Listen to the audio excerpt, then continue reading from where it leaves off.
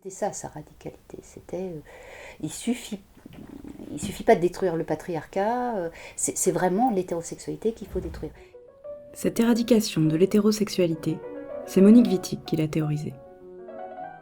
La radicalité de cette pensée n'a pas connu que des adeptes au sein du féminisme, notamment chez certains membres du mouvement de libération des femmes, le MLF.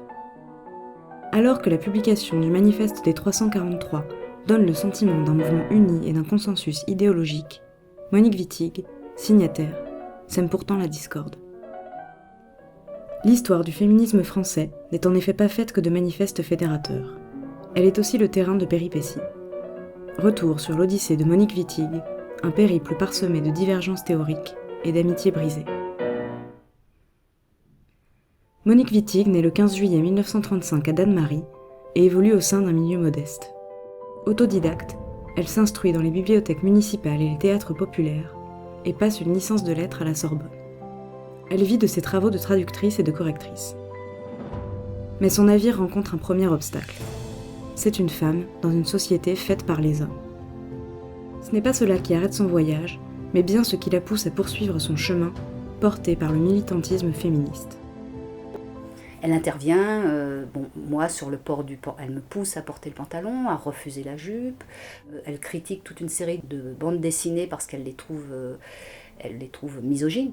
À l'avant-garde du mouvement féministe de la seconde vague, elle participe à la création du groupe de femmes révolutionnaires Les Petites Marguerites en 1968, puis du MLF en 1970. Mais Monique Wittig n'est pas qu'une femme, elle est aussi une lesbienne. En 1971, elle contribue donc à la création du groupe de parole non mixte l'Aiguille Rouge, où les femmes homosexuelles du MLF peuvent se réunir. Elle est également présente dans les moments fondateurs du Front homosexuel d'action révolutionnaire, le phare. Elle se retrouve alors face à une nouvelle difficulté, celle de la mixité. Je redis quelque chose que Monique dit dans une de ses lettres, justement, c'est le phare, j'ai fini par le quitter, parce que moi, ce que je découvre dans le mouvement, c'est de n'être qu'avec des femmes. Et je préfère, même si les hommes sont du bon côté, ces hommes sont du bon côté, moi j'ai envie de me retrouver qu'avec des femmes. Et donc le phare, elle y passe très très vite.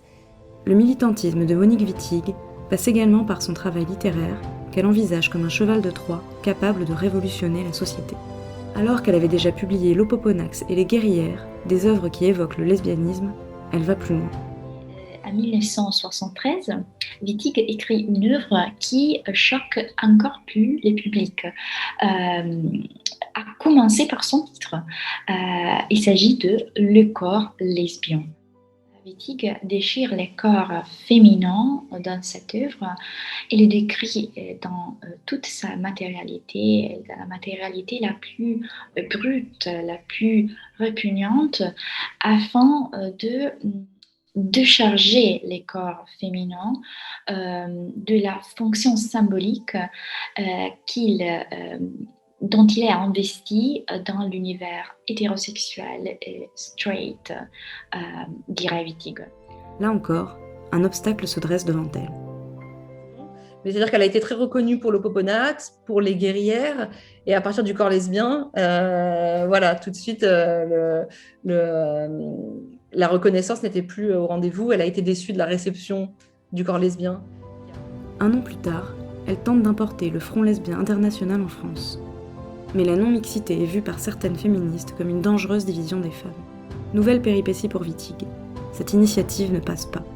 Et voilà, et c'est aussi pour ça que les résistances sont sûrement plus vives à partir de 1974,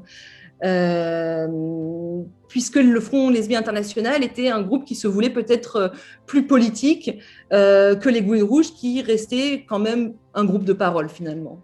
Par ailleurs, sa vision du lesbianisme politique s'affirme, se radicalise. Elle voulait vraiment éradiquer totalement l'hétérosexualité.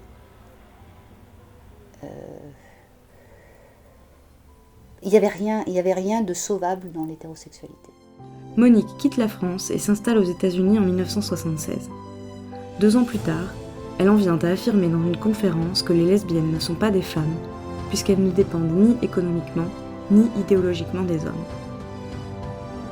Pour beaucoup de militantes françaises, hétérosexuelles comme lesbiennes, ces théories et ces idées sont trop radicales et incompatibles avec leur vision du féminisme. Une nouvelle fois, Wittig est confronté à une épreuve de taille. Ce désaccord théorique fait en effet éclater le comité de rédaction de la revue Questions féministes, dont elle fait partie, et mène à un procès. Cet événement marque sa rupture définitive avec le mouvement féministe français. Aux États-Unis, les œuvres et théories de Monique Wittig rencontrent un fort succès. Elle devient professeure à l'université, ce qui était impossible en France. Elle meurt le 3 janvier 2003 à Tucson, dans l'Arizona. Alors que ses idées s'étaient progressivement éteintes en France, un regain d'intérêt pour sa pensée s'exprime depuis une dizaine d'années. Ça va à la fois avec ce regain de féminisme, mais aussi avec ce regain qui est simultané et qui va avec ce renouveau du féminisme, aussi des mouvements queer et LGBT qui sont de plus en plus visibles, en tout cas dans l'espace public.